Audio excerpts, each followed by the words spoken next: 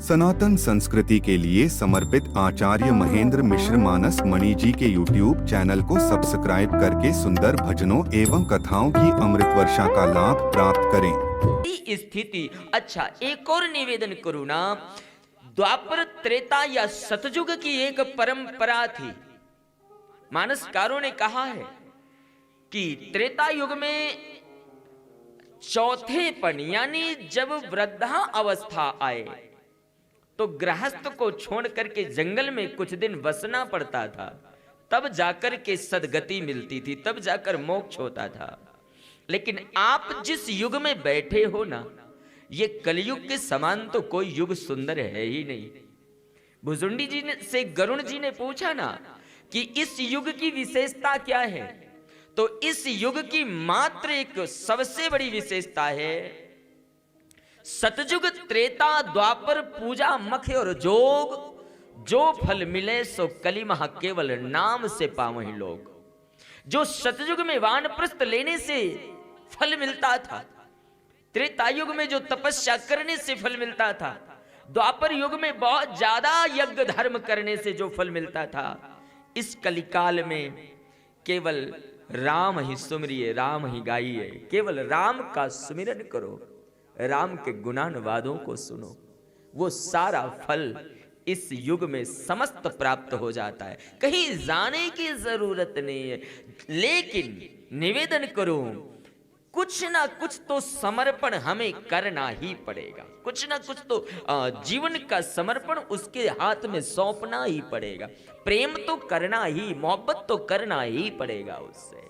हाँ मेरे भाई बहन, राजा मनु ने सतयुग का समय था वो जिस समय तप करने गए ना, क्योंकि इस विश्व का पहला मनुष्य है मनु, जिनसे भाई नर सृष्टि अनूपा। और मैंने विचार किया था कि राजा मनु के लिए गोस्वामी ने जितनी बड़ी पदवी दी ना, तुलसी कहते हैं दंपति धारामो आचिराननी का, दंपति धारामो आचिराननी का, दंपति धारामो आचिराननी का, दंपति धारामो आचरणनी का।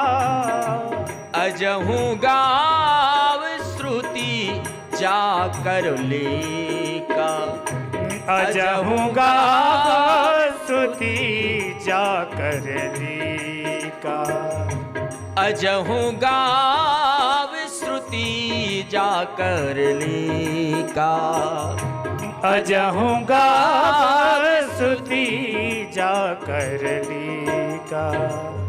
गोसाई कहते हैं महाराज मनु इतने धर्मवान राजा थे, जिनके जीवन का मैंने 3 बातें उस दिन रखी थी कि राजा मनु में क्या है। सबसे पहले उनका दाम्पत्य जीवन बड़ा सुंदर है। हाँ, और मैं निवेदन करूं ना कि हमारे जीवन में कई बार सब कुछ होता है, पर कहीं ना कहीं दाम्पत्य में कुछ ना कुछ, ज्यादातर आज हमारे देश की संस्कृति में, यंगस्टरों में या युवान पीढ़ी में जो एक दूसरे के प्रति समर्पण मिट गया है। हाँ मेरे भाई बहन, गृहस्थ आश्रम को श्रेष्ठ आश्रम कहा गया है। कई बार ऐसा लोग दलीलें करते हैं कि गृहस्थ आश्रम श्रेष्ठ आश्रम है। मैं निवेदन करूं, गृहस्थ आश्रम श्रेष्ठ आश्रम है, लेकिन हर किसी का गृहस्थ श्रेष्ठ नहीं है। हाँ, अगर कोई ये मान करके बैठा हो ना हम तो गृहस्थ में हैं, गृहस्थ सबसे श्रेष्ठ है, ये गलत फहमी निकाल देना जीवन से। हर एक घर सही नहीं हो सकता, हर एक गृहस्थ श्रेष्ठ नहीं हो सकता है। जिस गृहस्थ में मानस का पाठ ना होता हो, जिस गृहस्थ में ठाकुर का गुणानुवाद ना होता हो, जिस गृहस्थ में निवेदन करूं एक दूसरे के प्रति समर्पण ना हो, जिस गृहस्थ में साधु का सत्कार ना होता हो, जिस गृहस्थ में अतिथि का स्वागत ना होता हो, वो गृहस्थ श्रेष्ठ हो ही नहीं सकता। उस गृहस्थ में आने से तो कोई मतलब ही नहीं है। हाँ, तो हर एक गृहस्थ श्रेष्ठ नहीं हो सकता। गृहस्थ श्रेष्ठ उसी का है जिस गृहस्थ में साधु सत्कार हो, जिस गृहस्थ में। मेरे भाई बहन, कोई निवेदन करो ना, अगर आप सामर्थ्यवान हैं और आपके सामने किसी जरूरतमंद ने हाथ फैलाया है, तो आपके हाथ उसके सहयोग के लिए हाथ फैलाने के पहले खड़े हो जाएं, तब तो आपका गृहस्थ श्रेष्ठ है। हाँ, एक बार मैंने एक दृष्टांत पढ़ा। एक बार एक भिखारी ने एक दुकान वाले के पास जाकर के कहा, बोले 1 रुपए दे दो। दुकान वाला, बहुत बड़ी दुकान थी। एक भिखारी गया और बोला 1 रुपए देना। दुकान वाला कहता है हमारे पास नहीं है।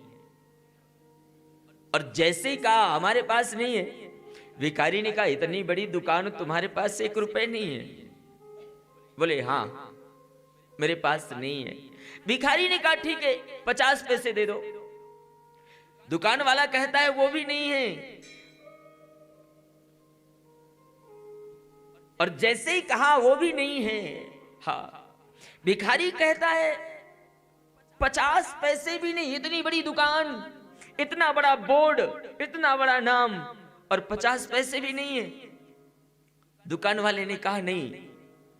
भिखारी ने कहा ये बताओ, दोपहर को घर में रोटी खाने जाओगे, भोजन करने जाओगे?